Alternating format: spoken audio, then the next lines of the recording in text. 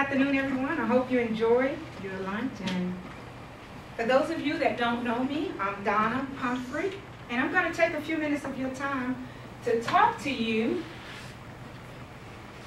on a subject that's very familiar with many of you. By a show of hands, how many people in the room have either experienced divorce or know someone very close to you, your friends, your family members, that have experienced divorce? Wow, look around the room. Take some time to look around the room. I'm not surprised that everyone in this room raised their hand, because statistics say first marriage, out of the first marriage, 50%, up to 50% of marriages end in divorce. I have a wonderful husband. I've remarried, but guess what statistics say about that? 67% of second marriages end in divorce. And it gets even better. How many of you know people that have been married 3 times? I know somebody who's been married 3 times. 73% of third marriages end in divorce. Wow. Those are startling statistics, but they are actually pretty relevant and prevalent in our society today, unfortunately. When you think of divorce, what's the first thing that comes to mind? This is not a rhetorical type of question. This is a question. Jason, what do you think when you think of divorce? What's the first word that pops in your head? I don't know. I don't think about it. Okay, you don't think about it. That's fine. What about you, Derek? What's the first question? First thing I think is financial hardship. Financial hardship, Marie? What did he do? What did he do? Kids. Kids. What about you, I was going to Tim? say kids. I think kids. Kids. is important. Right. You know, infidelity is the classic one people think of, even though it's not, as I recall, statistically the biggest reason. All right, okay. All of those are good answers. What about you, Cliff? I usually just think of, separation. Yeah. I did this for an audience last night of one who happened to be my son. And I asked him the same question. And he said, tearing apart, child support. So all these words that you said, for the most part, these words can be kind of devastating, can be a downer, right? And it puts people in a mode called survival. That's why so many people that are going through divorce find themselves in a mode called survival, which means I'm just getting by, I am just making it. And survival means to move from a place of just making it slowly, making slow progress. You've endured some things. You think of endurance. But today I want to talk to you about not only how to survive after divorce, we're going to thrive after divorce. Thrive. We're going to flourish. We're going to make progress. We're going to move towards success. We're going to be successful. And based on the statistics in this room, there are a lot of people that have experienced that. We don't like to think about it, but there are a lot of people that have experienced that. And I want to be a champion for you to show you how to thrive after divorce. Or for those of you that have not experienced it, but you know someone close to you, you may be able to take these steps to them and say, you know what? I went to a workshop today, and I want to take some time to share some of these steps with you. So today I want to take 5 steps, take time to show you 5 steps that you must take in order to thrive after divorce. The first step you have to take, you must give yourself permission, yes, I'm spelling this right, to grieve. That's an important first step that you have to take. You must give yourself permission to grieve. Grieving is a process that's going to take place if you experience divorce. And it's stages of grieving. The first stage of grieving is denial. It's okay for you to deny it. Hey, this is not going to happen. We're going to get back together. That's part of the grieving process. You must give yourself permission to grieve. Another stage of grieving is going to bargain with that person. Hey, honey, you said you don't like A, B, C, and D. I'll do A, B, and C, D to get you back. It's okay. It's okay. It's okay to go through that. That's part of the grieving process. Another stage that you may find yourself in is anger. You are irate. You don't even want to see that person. You can become bitter. It's one of those things that and you rightfully so. You have a right to be angry that that person have taken away some things from you. Have taken away some of your dreams. Have taken away some of your children's stability. Have taken away some of your financial stability. It's okay to be angry. So you have to give yourself permission to go through these stages. You have to know that. And another stage that you may go through is depression. It is going to happen. It's inevitable. When you go through divorce, you're going to have some times when you're depressed. And this is a time that sometimes you may have to seek out professional help.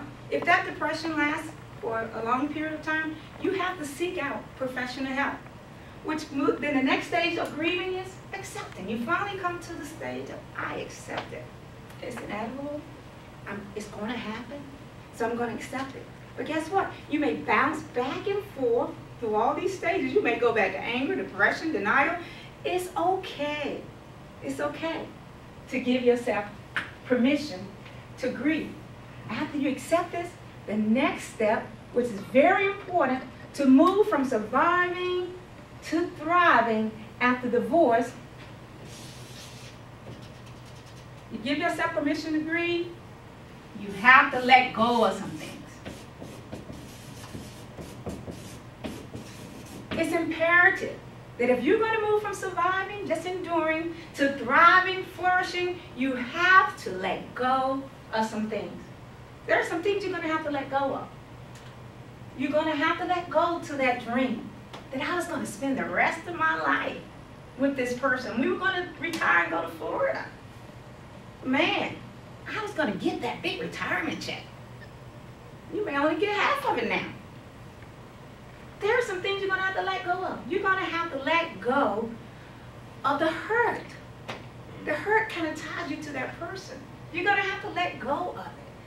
How I know that I want to thrive. So I'm going to have to let go of some things. I'm going to have to let go of the past. You know, some of those things in the past, I got to let go of. I want to thrive. We're going somewhere. We're taking steps to move from simply surviving to thriving after divorce. The next step that you have to take in order to thrive after divorce, you have to take the step of developing a positive attitude. A positive attitude. You know what? You have to say things like, hey, life has dealt me some lemons. But guess what? I'm going to make the best lemonade you have ever tasted. You have to tell yourself things like, I am going to make it. I will not be one of those people that will get stuck. I'm going to move forward. You have to tell yourself things like, you know what? I can do some other things with my life. Yeah, some bad things have happened, but do I have to stay in that place? No. You choose to have a positive attitude. It's imperative to move from surviving, to move forward. You have to give yourself permission to grieve. Number 2, you have to let go of some things. And number 3, Positive attitude. you have to have a positive attitude. And another step that moves you closer to thriving after divorce, you have to reinvent yourself. Reinvent yourself.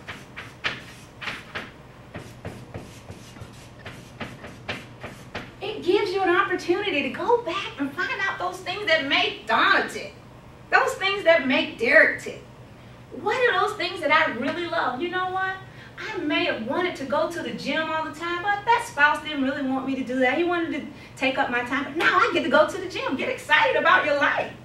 You get to go to the gym. You know that trip, that camping trip, that hiking trip you wanted to take across the Appalachian for 6 months, but that spouse said, no way.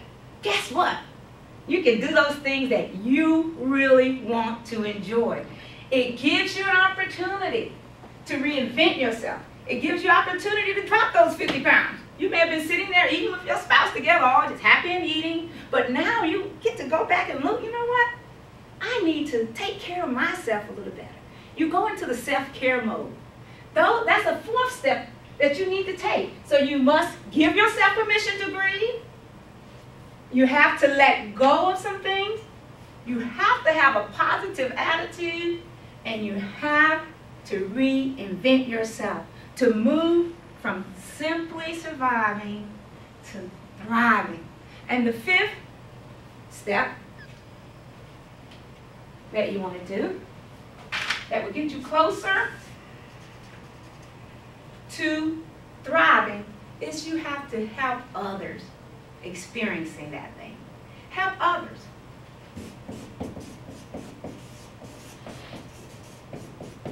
You know, it's been said that you can be healed just by talking to others that's going through the same thing that you've experienced. Take time, make an effort to make yourself available for others that are going through. Me personally, when I went through, I had people calling me shortly, afterwards saying, I'm going through the same thing, and I was eager to be able to say, you know what, I journaled through this. I exercise a lot. I read. I did some things that helped me. I began to do some self-discovery. I read the 5 qualities of a woman. I did those things that helped me move from merely surviving to taking the steps to get to thriving. So today I want to leave you with an encouraging word. Although it's not an encouraging subject, you can thrive through the voice. You can make it. You can help others as you go through the voice. So I want to encourage you to take steps. If the step you need to take, if you see yourself today saying, you know what, I have a poor attitude. I need to develop that attitude. I want you to take a step.